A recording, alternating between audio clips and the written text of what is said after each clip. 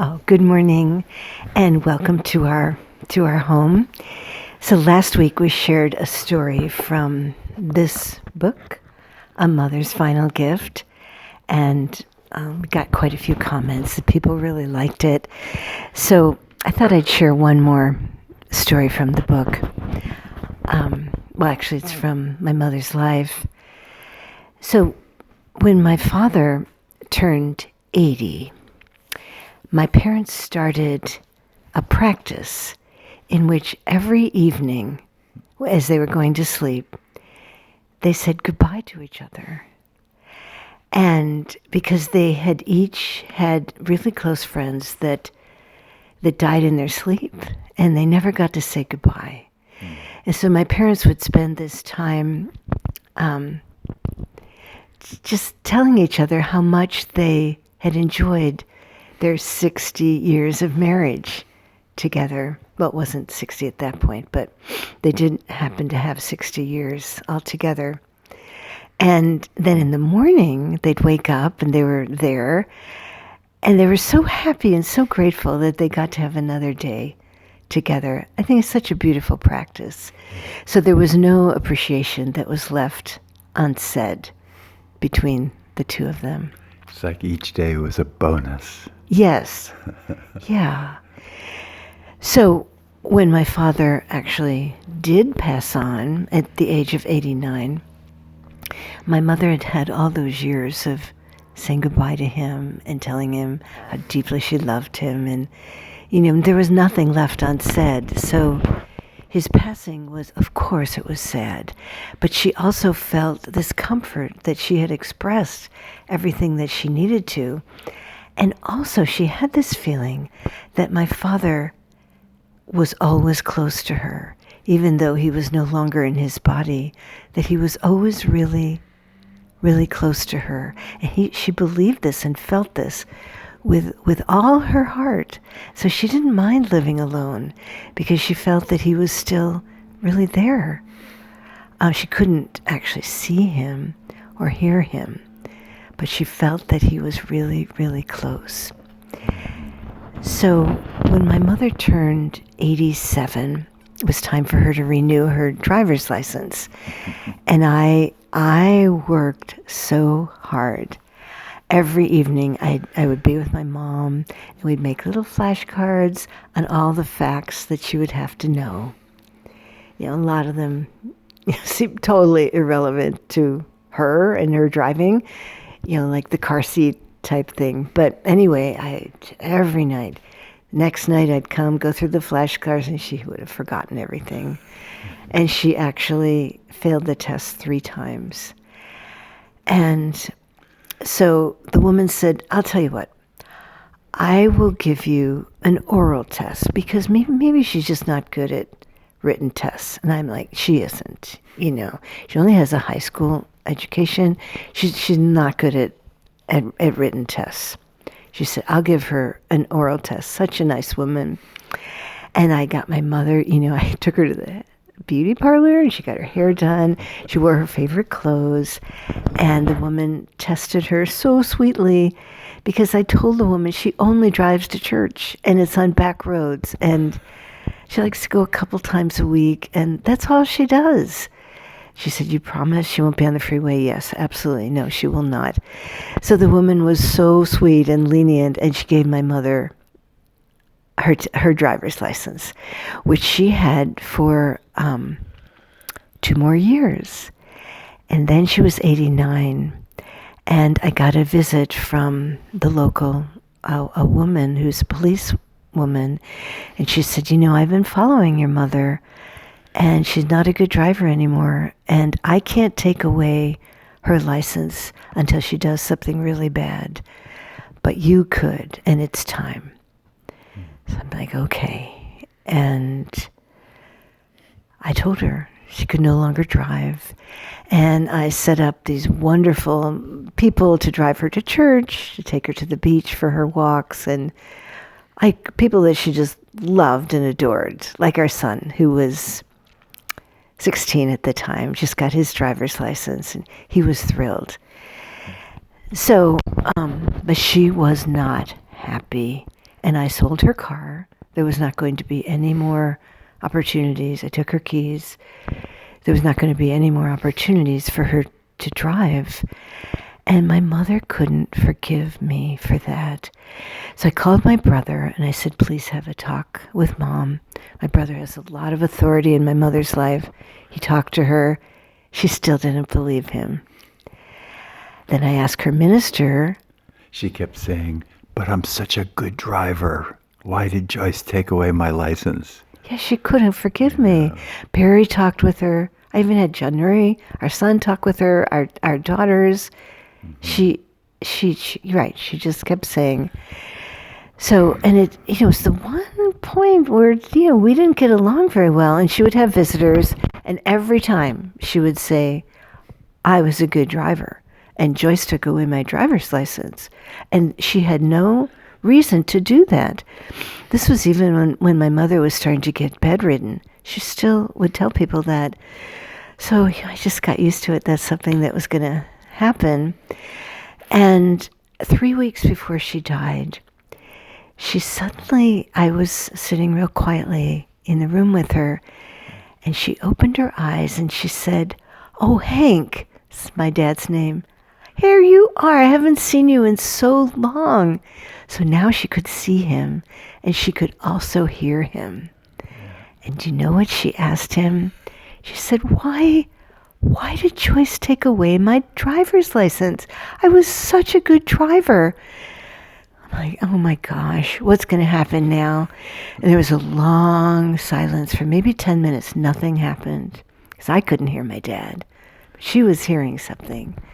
And after that, she said, oh, I need to apologize to her. I see why she took it away. And to me, that's proof enough that my dad was right there. That the loved ones that we have, they really don't go far. They really don't. A true love like that stays very close. Mm. It's something that comforts the two of us when we think of what life would be like, and knowing that there would always be that closeness between us. It's such a sweet story that your mother finally could hear the truth from her husband from the other side of the veil. She could hear. Nobody else. And she could understand that he could make her understand. I mean, it's kind of a little thing, but it's a big thing to me. Barry gets out his harmonium. She did apologize. She said, "I'm so sorry. I blamed you all those years. Now I understand." This is a perfect song too, Barry. Oh. When you were talking about how close your mom always felt to your dad after he was gone.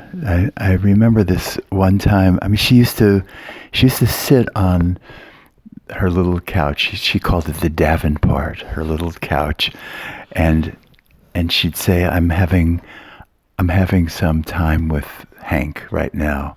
And once you walked in, and she said, "Oh, Sissy," she used to call you, "Joyce, come back later. I'm having such a wonderful time with Hank." Anyway, this is a song. It's a song I wrote a long time ago, actually, and it was just these words that stuck in my mind. Love is the way of the heart. It's like the heart is an instrument of love, right?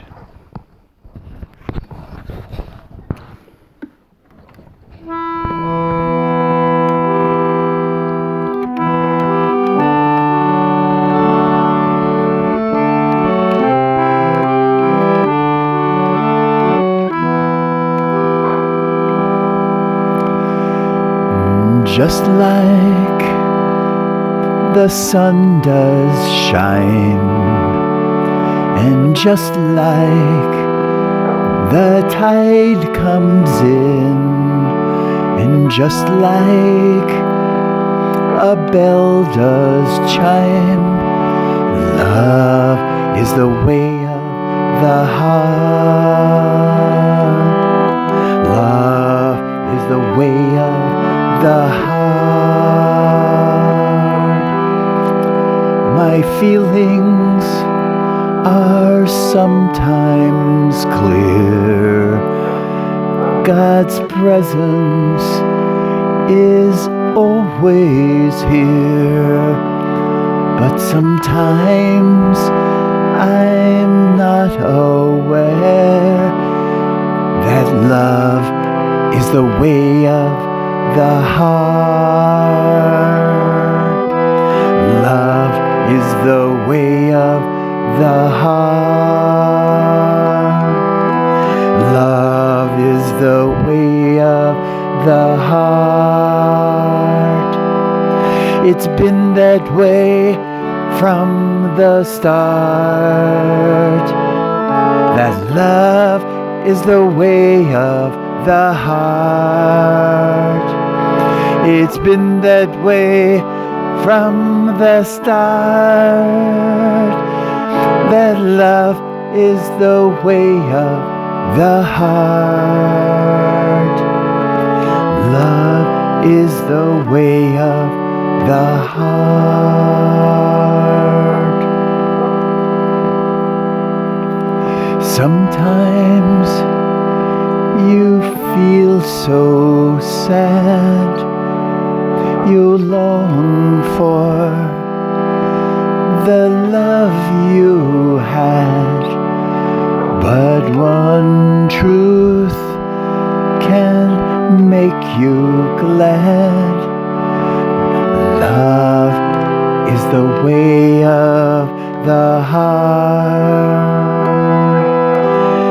Love is the way of the heart. It's been that way from the start. That love is the way of the heart. It's been that way from the start. That love is the way of the heart. Love is the way of the heart.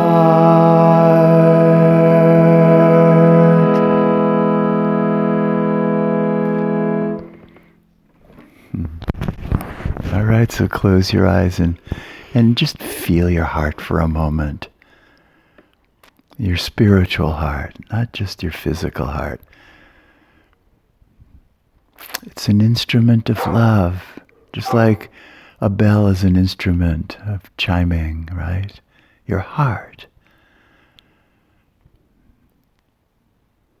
It's the center, it's the spiritual center of love. Let it shine. Let it just pour forth such beautiful energy of love.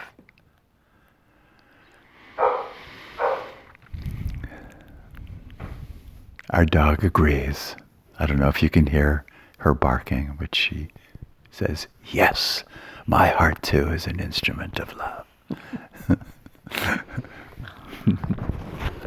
And perhaps if you find yourself alone in a really quiet, beautiful place, you can close your eyes and just imagine someone that you love that has passed on, and imagine them close to you. I like to do that with my parents, both of them. I know that they're close to me and loving me. All right. Well, we send you our deepest love. Thank you so much for joining us.